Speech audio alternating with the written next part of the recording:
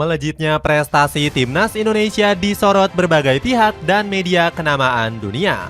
Sayangnya, sejumlah media malah mengejek prestasi timnas Indonesia. Sebut saja media Arab Saudi yang menyindir Indonesia sebagai negara titisan Belanda. Selain itu, masyarakat negeri Kincirangin juga nggak terima pemain terbaik mereka digerogoti oleh timnas Indonesia. Meskipun begitu, skuad Garuda tetap akan melanjutkan proyek tersebut dengan hadirnya 3 pemain naturalisasi baru. Selain itu, Emil Auderu Mulyadi juga berpotensi bakal bergabung.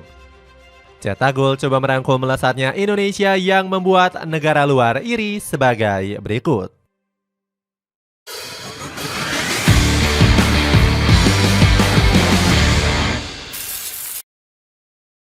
Media Arab Saudi sindir Indonesia. Timnas Indonesia berhasil membalikan banyak prediksi dengan membungkam perlawanan Arab Saudi. Bahkan skuad Garuda mampu menang dengan skor meyakinkan 2 gol tanpa balas. Hasil positif ini berhasil mencetak sejarah baru meraih kemenangan pertama atas Arab Saudi dalam 43 tahun. Namun hasil ini malah nggak bisa diterima oleh media maupun publik negeri minyak.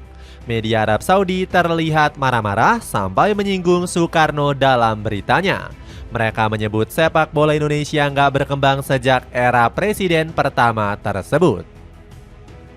Selain itu, media Asrak Al-Awsat juga menuliskan Indonesia telah melakukan cara instan menaturalisasi pemain. Jumlah pemain naturalisasi di timnas Indonesia terus bertambah. Kebangkitan ini dinilai akan merusak jati diri tim dan mengurangi motivasi pemain lokal, tulis media tersebut. Masyarakat Belanda mulai panik. Kebangkitan timnas Indonesia nyatanya nggak hanya membuat media Arab Saudi takut. Bahkan warga Belanda mulai ketar-ketir dengan potensi yang dimiliki skuad Garuda. Masyarakat Belanda sampai-sampai meminta FIFA untuk menghapus program naturalisasi Indonesia. Tentu saja ini nggak masuk akal sama sekali. Seharusnya dilarang secara hukum di seluruh dunia bagi pemain untuk bermain di negara yang nggak menjadi tempat mereka tumbuh, tulis salah seorang netizen Belanda. Selain itu, masyarakat Belanda juga menyebut Indonesia telah melakukan cara yang curang. Dengan naturalisasi, hal ini merupakan bentuk kompetisi yang gak berkontribusi pada sepak bola murni dan adil. Itu murni oportunisme, gak lebih dan gak kurang, tulis akun SJORD. Messi diminati klub Spanyol dan Italia. Messi menjalani performa apik bersama timnas Indonesia di laga debut kontra Bahrain. Di pertandingan tersebut, dirinya berhasil menorehkan 4 sapuan. Bahkan Hilgers berhasil mencuri bola dari kaki pemain Bahrain sebanyak 4 kali. Performa gacornya bersama timnas Indonesia membuat Hilgers dipantau oleh klub top Eropa. Yalcin Sarika selaku agen dari Hilgers mengaku kalau mereka sudah didekati oleh beberapa klub dari Eropa. Ada ketertarikan yang diperlihatkan kepada Hilgers dari klub Spanyol dan juga Italia. Bermain di luar Belanda tentu saja akan menjadi salah satu opsi baginya, ucap Sarika di Football International. Justin Hubner dan Ragnar Orotmangun absen di bulan Maret. Timnas Indonesia mendapatkan kabar buruk di jeda internasional pada bulan Maret mendatang. Skuad Garuda Nusantara dipastikan gak akan bisa diperkuat oleh Justin Hubner dan Ragnar Orotmangun.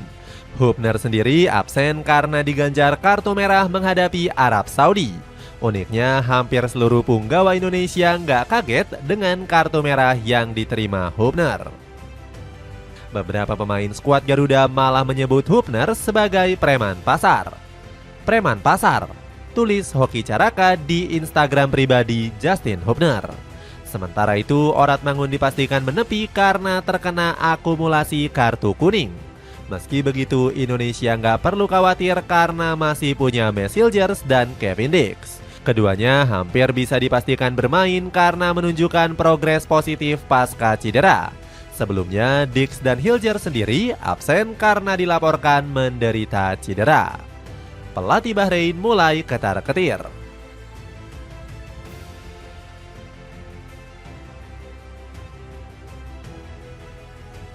Performa melonjak dari timnas Indonesia menjadi ancaman tersendiri bagi pesaing lain di grup C. Salah satunya ada Dragan Talajik yang menaruh kekhawatiran menjelang laga kontra Indonesia. Padahal pertemuan antar kedua kesebelasan ini baru akan digelar pada Maret 2025 mendatang. Pelatih Bahrain ini merasa cemas kalau anak asuhnya berpotensi bisa dikalahkan oleh skuad Garuda. Pasalnya hasil tersebut akan membuat peluang The Pearl Divers untuk lolos semakin tipis. Ditambah lagi 3 dari 4 sisa laga Bahrain akan dimainkan di laga tandang. Nantinya mereka akan hanya menjamu Arab Saudi di Bahrain National Stadium.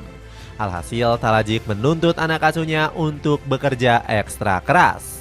Sang pelatih sadar betul laga kedua melawan skuad Garuda bakal berjalan sangat sulit. Kami harus bekerja keras untuk mempersiapkan diri menghadapi laga berikutnya. Setiap laga jadi laga yang sulit. Duel lawan Indonesia juga akan sangat sulit, ungkap Talajik. Media Vietnam panik potensi ranking FIFA disalip Indonesia.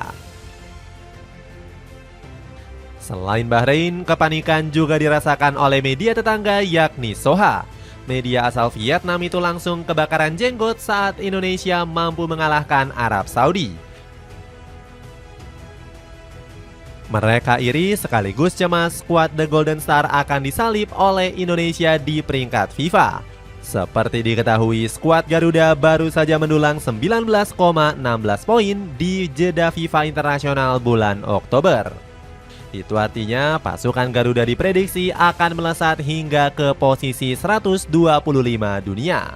Menurut Soha, Indonesia nggak butuh lama lagi untuk menyalip Vietnam yang berada di peringkat ke-119. Kemenangan yang mengesankan membantu Indonesia meningkat tajam di peringkat FIFA. Tulis Soha.vn khawatir. 3 pemain keturunan potensi main bulan Maret. Timnas Indonesia baru saja mendapatkan kabar buruk dari Milan Gimenez. Pasalnya, pemain keturunan berdarah Belanda ini dipastikan gak bisa dinaturalisasi oleh PSSI. Alasannya, pemain berdarah Madiun ini punya garis keturunan yang terlampau jauh dari buyutnya. Namun, kegagalan naturalisasi pemain jebolan PSV Eindhoven ini gak membuat PSSI pusing. Sebab Indonesia berpeluang memainkan 3 pemain naturalisasi baru pada bulan Maret mendatang. Salah satunya ada Ole Romeni yang baru saja berfoto dengan Erick Thohir. Pak Erick bilang Ole seharusnya sudah bisa dimainkan saat menghadapi Australia. Selain Ole masih ada nama Mauro Zylstra dan Jairo Riedewolf.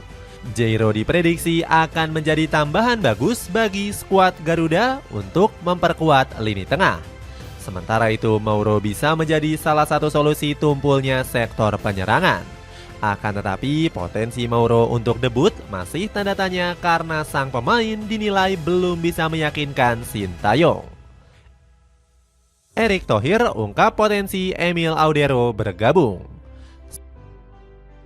Selain ketiga nama tersebut, Indonesia juga berpeluang akan diperkuat Emil Audero Mulyadi. Erick Thohir selaku ketua PSSI nggak sepenuhnya menutup proses naturalisasi kiper Como ini. Erick Thohir dikabarkan sudah bertemu dengan beberapa orang penting di Como. Namun sang ketua nggak membicarakan terkait proses naturalisasi Emil. Sebenarnya kami belum membahas hal ini meskipun kami telah bertemu lebih dari sekali di Milan.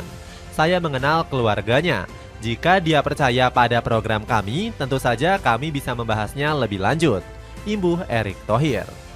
Itulah ulasan melesatnya Indonesia buat semua media iri dengan hadirnya potensi pemain keturunan baru. Bagaimana pendapatmu? Apakah skuad Garuda bisa mencapai target yang diinginkan? Coba tulis pendapatmu di kolom komentar di bawah ini.